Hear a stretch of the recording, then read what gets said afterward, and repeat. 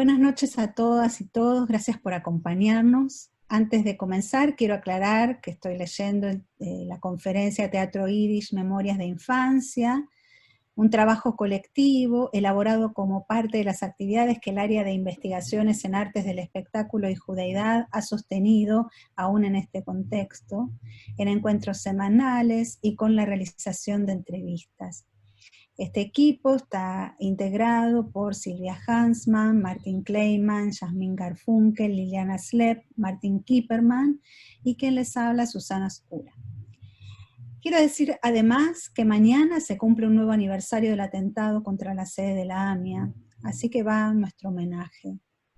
A pesar de la destrucción que ha quedado grabada en nuestras retinas, gracias a los esfuerzos del Centro Mark Turkov de AMIA y a la Fundación Ivo, que también funcionaba en el edificio de Pasteur 633, podemos contar con los documentos y materiales de consulta que vamos a usar en este trabajo. Por último, es muy interesante para el equipo poder compartir espacio con el área de humor, no solo por el afecto que nos une, sino porque el humor en el escenario y en el post-convivio, el recurso a la comicidad, incluso para procesar el efecto del drama o para narrar recuerdos y olvidos, va a tener un lugar preponderante, importante en lo que les vamos a leer. Hechos estos comentarios, les cuento que estamos trabajando el teatro Yiddish desde la perspectiva de las memorias de hombres y mujeres que en su infancia fueron espectadores asiduos de funciones para adultos, buscando restituir su potencialidad histórica con el propósito de problematizar la concepción de los estudios del teatro Yiddish, dando un giro hacia la poiesis expectatorial. Nos interesa la función de la expectación como acción que excede al espectador individual y circula como una dinámica colectiva en la zona de experiencia compartida del convivio, acontecimiento a la vez efímero e inolvidable, y ponemos énfasis en el análisis y la categorización del subacontecimiento espectatorial a partir de la singularidad de su praxis en tanto que espectadores reales o históricos. Memorias de espectadores en formación. Vamos tras la estela de un acontecimiento que se presupone efímero y acudimos a relatos de espectadores niños después de más de medio siglo. Espectadores que no eran destinatarias o destinatarios explícitos imaginados por los artistas creadores de los espectáculos, ni abstractos tampoco, diseñados por analistas y teatrólogos. Nos interesamos en ellos porque, sin embargo, fueron presencias reales, frecuentes y atentas, y de esas memorias infantiles se desprenden múltiples formas de vivenciar la experiencia del acontecimiento según características individuales de edad, capacidad afectiva y cognitiva.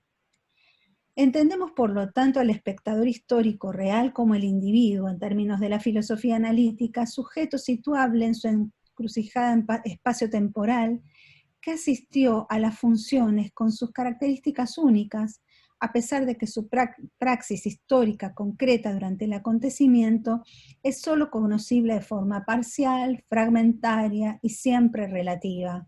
En esto seguimos a Dubati. La memoria del teatro Yiddish en adultos mayores suele ser un recuerdo entrañable de interacción con familiares y con pares en un marco comunitario.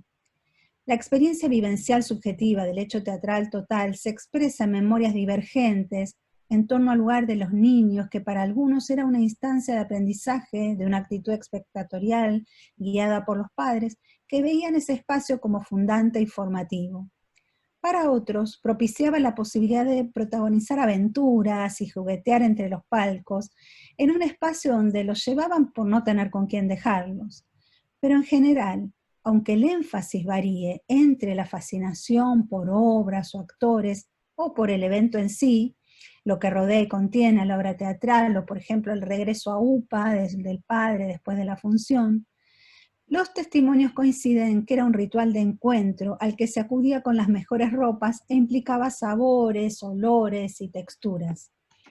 Como señala Noralia Sormani, el niño se forma como espectador de teatro a medida que asiste a los espectáculos, cada vez que cumple el rol de público y participa del acontecimiento espectatorial.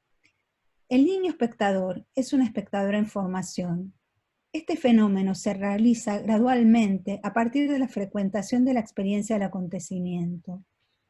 El espectador se hace, y es en este sentido que evoluciona desde su desconocimiento del estatuto ficcional del mundo poético que le propone la puesta en escena, citando a Noralia Sormani, que no se somete a ningún tipo de preconcepto o prejuicio respecto de la obra que va a disfrutar. Es activo y perceptivo. Consideramos que es a la vez un espectador liminal. Jorge Dubati sostiene que la liminalidad es constitutiva del acontecimiento teatral en la atención de campos ontológicos diversos. Y es en este proceso de hacerse espectador que los límites territoriales del acontecimiento se desdibujan en el espectador niño, así como también el grado de conciencia frente a la convención y las reglas. La calidad del espectador en formación descripta da cuenta de la ejecución de varias acciones simultáneas y sostenidas, superpuestas, alternativas, intermitentes. Expecta y al mismo tiempo habita el convivio y produce poiesis. Está atento a lo que sucede en escena y a su alrededor, dando cuenta de la energía que circula en el encuentro de los cuerpos presentes. Tiene la capacidad de entrar y salir con plasticidad de la producción de poiesis corporal de los actores y músicos hacia el subacontecimiento convivial o multiplicador como zona de experiencia construida en la interacción con otros. A estas consideraciones se suma en nuestro caso la dimensión temporal de larga duración, dando cuenta del impacto que el teatro ha dejado. El teatro Yiddish fue una práctica recurrente durante más de 6 décadas y por eso hoy nos encontramos con que aún persisten en la memoria de espectadores recuerdos del convivio preteatral, que emergen los relatos acerca del modo en que la familia se preparaba para ir, conversaba en términos valorativos de teatros y teatristas, conseguía las entradas, se vinculaba en el hall. El momento del convivio propiamente dicho, que se refleja en recuerdos sobre lo que sucedía en el escenario, en la sala, el impacto tanto para sí mismo como para los demás espectadores, y el post-teatral, en las confiterías o restaurantes a los que iban después de la función, los encuentros con artistas que tenían lugar en una fiesta o en un templo. Nos preguntamos qué y por qué se recuerda con tanto grado de detalle en algunos casos, acompañando esos recuerdos de una retórica que los invalida. Y cito, porque ¿qué te puedo decir? Me estás hablando de 70 años atrás y ya se me gastó la memoria, me acuerdo que iba todo, decía un entrevistado. Una primera respuesta sería que se registra de ese modo aquello que se percibió como un momento particularmente relevante para esos niños que alguna vez fueron y para el mundo adulto que los introducía en ese ambiente tan particular. ¿Y cuáles serían los recursos desplegados por el teatro Yiddish para adultos que confluían a la constitución de una experiencia subjetiva tan singular que dejó una huella mnémica sumamente potente en quienes ni siquiera eran receptores directos? Buscando dar respuesta a estas preguntas, revisamos nuestro archivo testimonial y estamos realizando una nueva serie de entrevistas. Al analizar el material encontramos que en forma recurrente las memorias recorren 4 ejes en los que nos proponemos seguir trabajando: el convivio, el ámbito familiar, la lengua yiddish y el lenguaje teatral. En cuanto al convivio, hemos reunido fragmentos de testimonios en los que encontramos un énfasis en la experiencia convivial. Relacionan el acontecimiento teatral con aspectos del contexto que lo rodeaba y lo gestaba, reponen detalladamente las experiencias pre- y post-conviviales, como los preparativos, cenas y charlas a la salida. En cuanto a la familia y la identidad, el acontecimiento teatral se relaciona con temas familiares y sociales, permitía otro tipo de encuentro y consolidación de lazos afectivos e identitarios, se jugaba la afinidad y diferencia entre generaciones, especialmente el acercamiento a la figura paterna. Las entrevistas que hacen hincapié en el Yiddish reúnen la memoria sobre la experiencia teatral que acarrea en la mayor parte de los entrevistados reflexiones y valoraciones muy diversas sobre el lenguaje como vehículo de comunicación, de expresión y como locus de prejuicios. También hay menciones a la competencia lingüística, la posibilidad de dominar el lenguaje y la diferenciación entre las variedades de yiddish habladas en los hogares y en el teatro. En cuanto al lenguaje teatral, son testimonios relacionados con la experiencia teatral que tematizan conceptos vinculados con la expectación, el aprendizaje del lenguaje teatral y sus convenciones, comportamientos que se le exigían en la sala, valoraciones sobre tipos de espectáculos y géneros teatrales. Bueno, hemos reunido unos fragmentos dentro de un apartado que hemos llamado Convivio. Qué lindo estuvo todo. Empezando por un fragmento donde el acontecimiento convivial se entrama con los vínculos intrafamiliares, aparece como un espacio de esparcimiento en que también tuvieron lugar la educación sentimental, la reflexión y el aprendizaje, la expresión de expectativas y decepciones propias del sistema de género imperante y de la adaptación a un medio diferente del viejo hogar de origen, el Altenheim. Recuerdan haber visto llorar a la abuela y compartir esa congoja provocada por la interpretación de un texto dramático eficaz en una lengua particular. Y les leo el testimonio, este fragmento de testimonio de Leonor. Mi mamá no decía mame, tate, que es la forma estándar, sino mume, tote. O sea que si yo escucho hablar otro yiddish, no lo entiendo. Sin embargo, cuando era chica tenía el oído acostumbrado. Debía entender el otro yiddish porque también me llevaban bastante al teatro yiddish. Cuando yo era chica llevaban a las viejas, entonces íbamos al teatro IFT y al teatro este que está en Corrientes y Canning, que se llamaba Mitre. Así que por lo menos hasta los 5 años yo iba. Y de eso sí me acuerdo perfecto. Había venido uno de esos artistas importantes de afuera. El teatro estaba lleno. Mis viejos habían sacado un palco. Yo era chiquita y me acuerdo que estaba parada, viste, agarrada así del palco, mirando el escenario.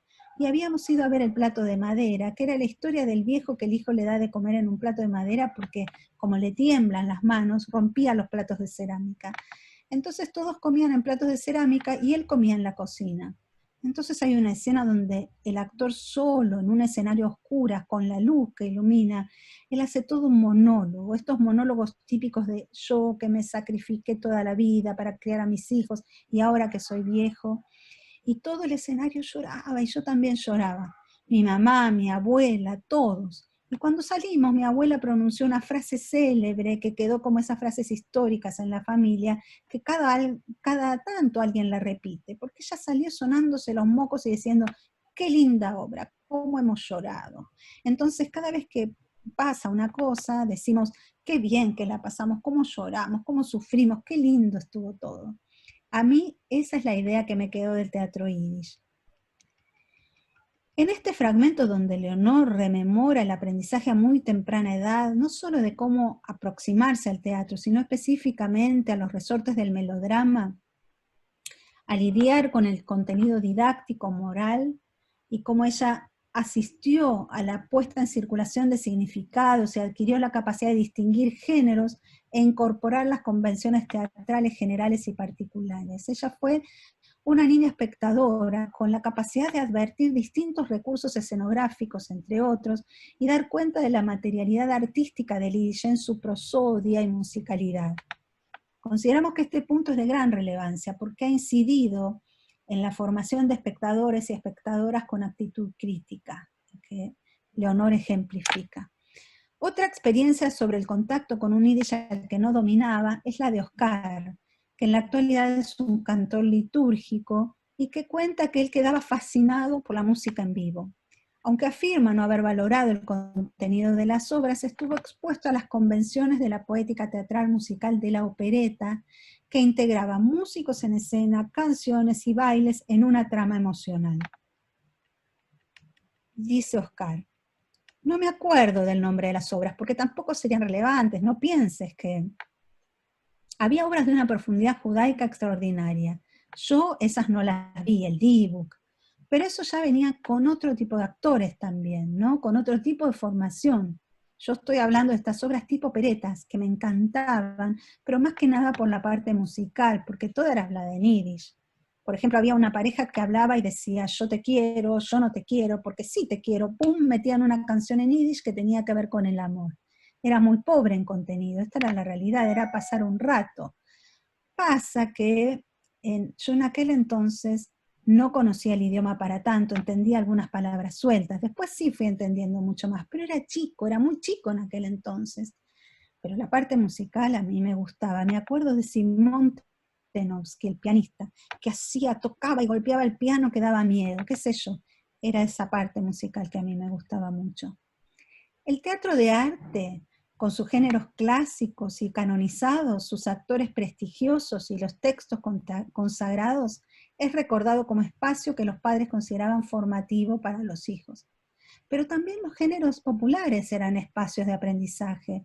En este sentido, Rosita evoca los géneros cómicos populares, asignándoles también un valor formativo. Trabajaban toda la semana, decía Rosita. Quiero ir a escuchar un chiste. Y así era. Los chistes no eran los chistes que se hacen ahora, Dios libre, era un santuario el escenario. Venían chicos y estudiaban de allá. Hay obras que te cuentan cosas que a vos se te pasó, que tus padres no te enseñaron, de religión también.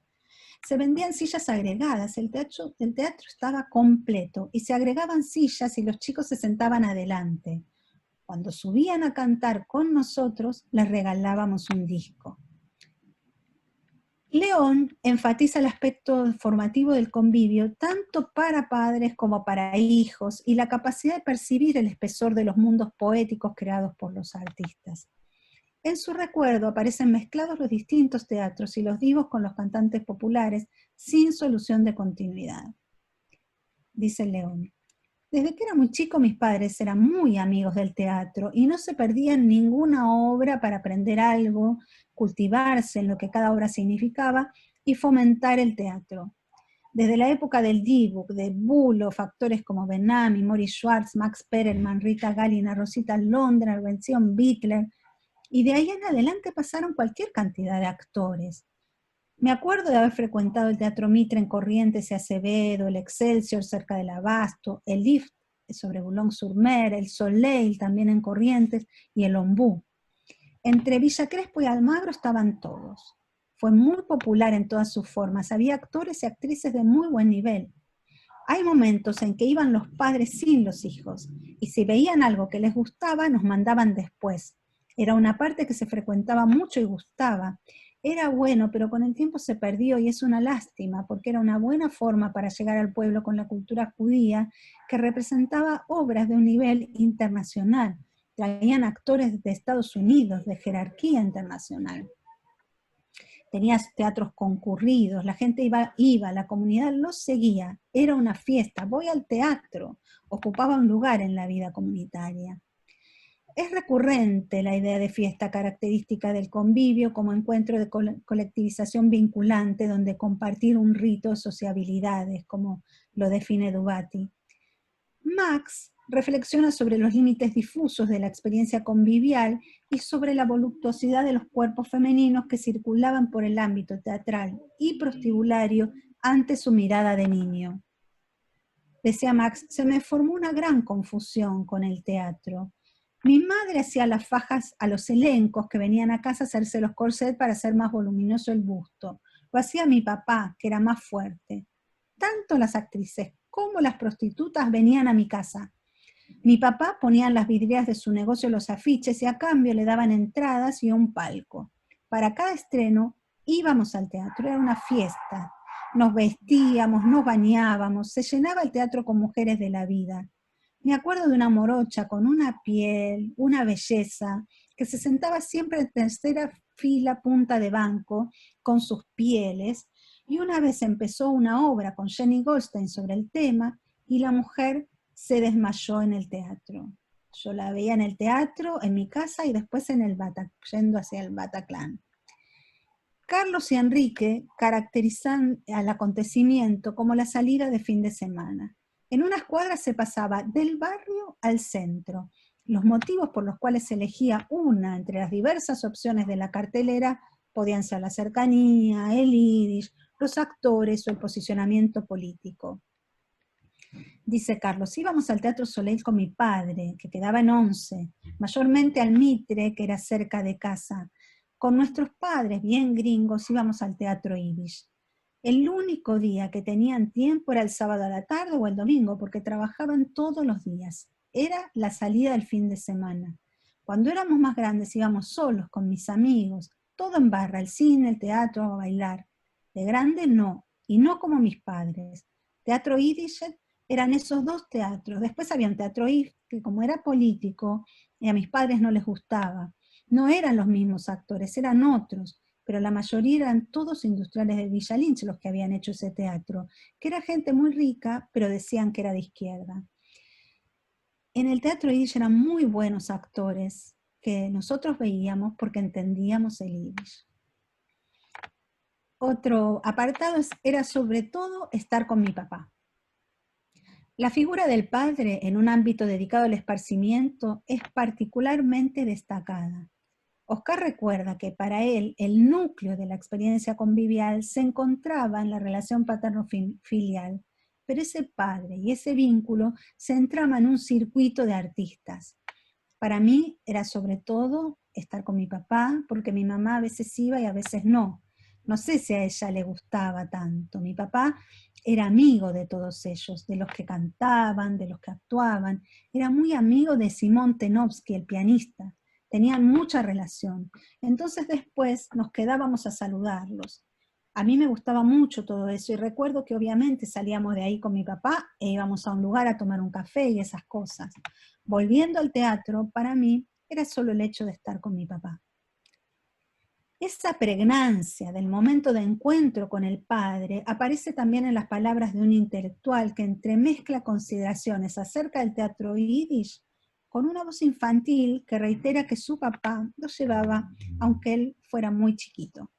Dice Gerardo, el yiddish era el idioma de mis padres y un idioma para mí muy musical con que ellos me daban un beso. Yo he ido a ver teatro en yiddish y así conocí las temporadas en las que venía Ben-Ami o Mori Schwartz, o asistía a muchas funciones del famoso IFT. Para mí el teatro en yiddish era una manifestación cultural de las más importantes, profundas e impresionantes de nuestra comunidad, antes, durante y entre guerras. Aunque yo era muy chiquito, mi papá me llevaba en la década del 30 y tantos, que hubo visitas de grandes artistas judíos al Soleil y a otros teatros, y también grupos de actores judíos que se formaron en el IFT, que tenía David Licht como director, y fue el centro de una expresión judía impresionante. Norman Ehrlich tiene un espectáculo sobre los viejos libretos en yiddish de Gigan y Schumacher, que yo los vi cuando vinieron con mi papá. Abraham recuerda el impacto de un gag de este dúo. La comicidad generada por combinación de recursos lingüísticos y escenográficos la pone en línea con otro momento de hilaridad, pero no buscada, sino producida por la traducción literal y también por la pronunciación yiddish del verbo spielen, cuyo sentido abarca jugar y actuar. Dice, había una bañera de las que tenían patas, y no sé cómo estaba montada en el escenario. Entonces los dos se metían en la bañera y después, no sé, con un sistema como los que tienen los teatros, levantaron la bañera. Y ellos dos estaban sentados ahí y seguían hablando. Iban a pasear en bañadere. Y el cuento era que en realidad hacían uno de esos paseos que se hacían en las bañaderas de antes, unos vehículos que había acá en Buenos Aires que se llamaban así. Con eso se hacían paseos al Tigre, a Luján, eran abiertos, turísticos. Bueno, y estos utilizaron el término y en vez de una bañadera de esas, que era una bañadera de baño, con las que pasearon en el teatro. Y yo me acuerdo que era chico y eso lo vi y me reí tanto que cuando vi el disco me emocioné todo y lo compré y se lo regalé a mis viejos, Gigan y Schumacher.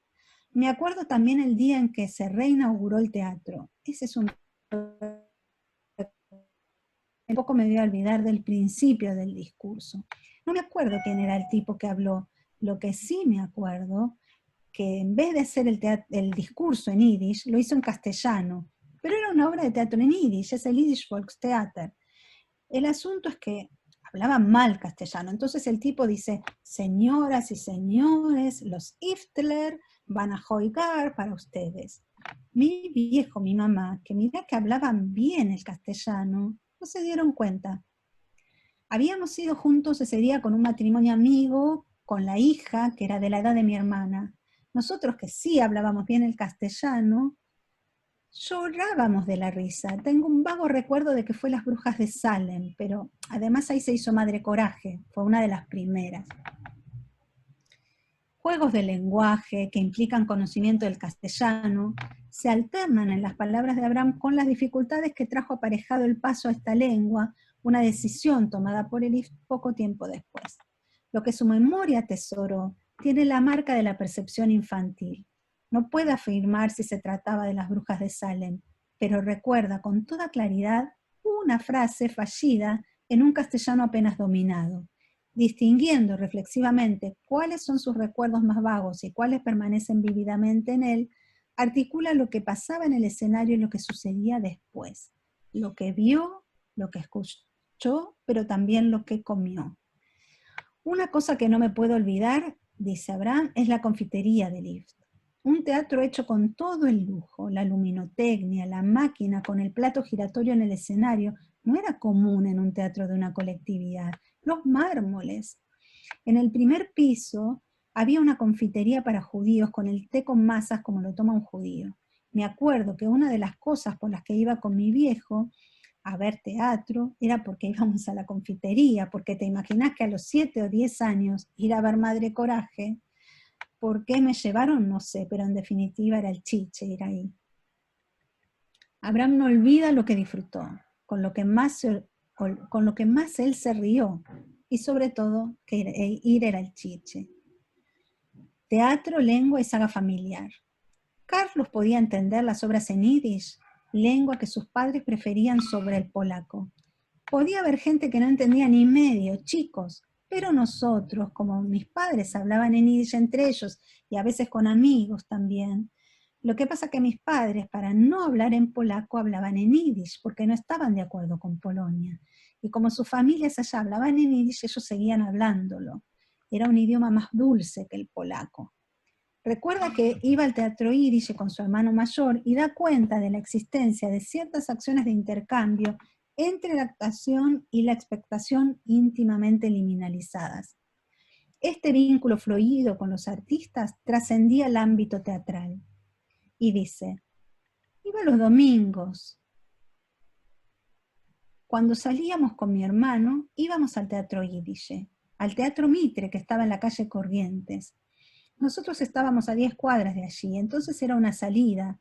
Y nos había gustado mucho el actor que venía de los Estados Unidos, Benzion Bittler, y también había otros, Max Perelman. Más íbamos a ver a Bittler, y hasta si cambiaba de obras, repetíamos. Y mi hermano, poco mayor que yo, lo esperaba a veces en la puerta para saludarlo, y una vez le había regalado una corbata. Y cuando íbamos a ver otra obra en la mitad, seguía actuando, se agarraba de la corbata y lo señalaba con el dedo a mi hermano.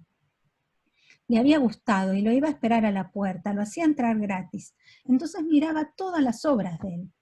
Y después había muchas orquestas yidishes y de artistas que uno los veía en los casamientos. Había muchos. En una época el padre de Adrián Suar cantaba en un templo y en fiestas. Había que estar con los padres sentados para que nos hagan estar en silencio, para que no estemos hablando. Después acostumbrábamos ir a un restaurante yiddish que estaba por ahí, después del teatro, donde estaba siempre lleno porque cuando terminaba el teatro muchos paisanos iban a comer ahí. Era la salida con nuestros padres, cuando tendríamos 8 o 10 años. Carlos menciona que debían sentarse con los padres que velaban por el silencio.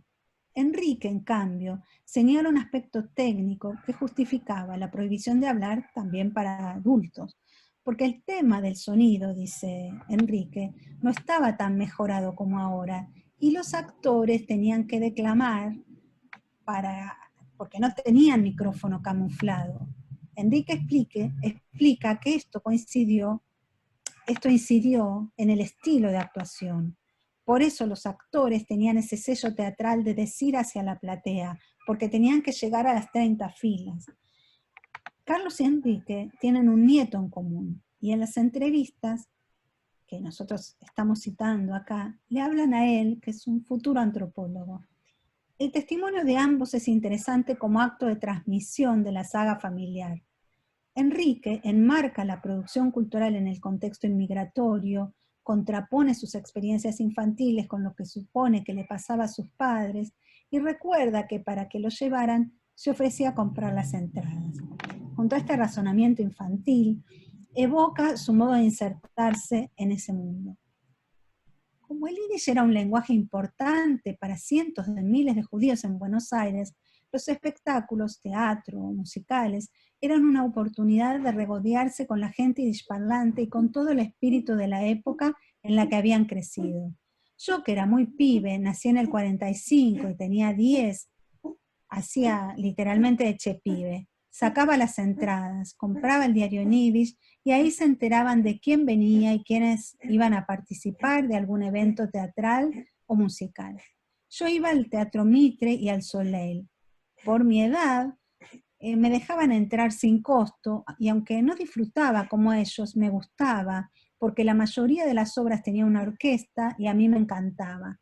Estaba en una especie de fosa frente a la platea y eran 5 o 6 integrantes y me encantaba ir a la orilla de la fosa a ver cómo ejecutaban las melodías de la obra teatral.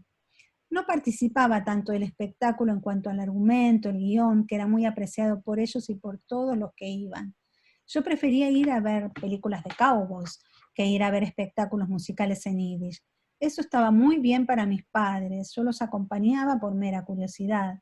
Había otros chicos y nos encontrábamos en el umbral de la fosa, nos mirábamos y nos decíamos cosas por lo bajo sobre los ejecutantes que no eran pero no eran espectáculos para chicos. El contenido era alegórico y refería a las expectativas favorables que había en los nuevos países que se habían radicado. Para ellos era recuperar la nostalgia del terruño en el que habían nacido, a través del yiddish y de los comentarios sobre Rusia y Polonia. Los chicos tratábamos de adaptarnos al lenguaje de los chicos de nuestra edad. Te diría que era más frecuente que vernos en el cine que en el teatro yiddish. Nos daba cierta vergüenza ser los nenes de mamá y papá que iban a esos espectáculos. Queríamos poner alguna distancia de eso. Es interesante en este fragmento de Enrique la ambivalencia entre curiosidad y vergüenza que le generaba el teatro yiddish por ser llevados por sus padres. Eso habla también de una manera infantil de integrar el convivio. Bueno, vamos a ir cerrando con unas conclusiones preliminares. Ante la pregunta acerca del sentido de entrevistar adultos que fueron espectadores en su infancia hace ya tanto tiempo, con la presuposición de que solo podremos relevar memorias deshilachadas, ingenuas o infieles, podemos decir que tal vez sea así. Pero si bien no pretendemos recuperar el inacible objeto perdido, que es el acontecimiento teatral total, al entramar las memorias de los entrevistados, nos encontramos con consideraciones acerca de los aspectos que componen el fenómeno teatral en su complejidad. Huellas de un suceso al que solo podemos reconstruir parcial e inacabadamente, pero que a la vez se han enriquecido por el paso del tiempo, por nuevas experiencias y contextos, e integran el legado narrativo que las generaciones que acudieron a las salas teatrales judías han preservado y compartido. Según las características de la acción espectatorial y su combinación con otras acciones y funciones en el acontecimiento, consideramos al espectador niño en el teatro yiddish para adultos como espectador liminal en pleno proceso formativo. Los testimonios dan cuenta de la regularidad con que los espectadores relevados estuvieron en contacto con los mundos poéticos creados por los teatristas, mundos imaginarios que enriquecieron su experiencia emocional. El teatro ofreció un espacio donde escuchar variedades de yiddish diferentes, acceder a temáticas del mundo adulto, de la cultura judía, crear comunidad, acercarse a familiares, pares y artistas, adquirir el lenguaje teatral o en ciertos momentos dejarse de percibir a la escena como un mundo poético otro para experimentarlo como parte del mundo real. Valoramos la transmisión oral, que refleja las múltiples formas de vivenciar la experiencia del acontecimiento según características individuales. Consideramos que los testimonios son fuentes válidas y nos proponemos registrarlos y ponerlos accesibles porque si, como se dice, la patria es la infancia, el teatro yiddish ha formado parte de la construcción identitaria personal y colectiva de varias generaciones de espectadores.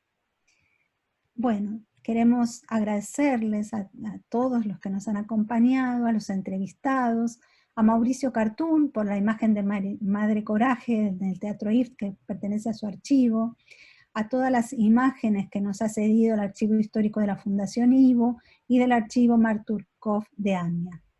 Y gracias a ustedes. Buenas noches.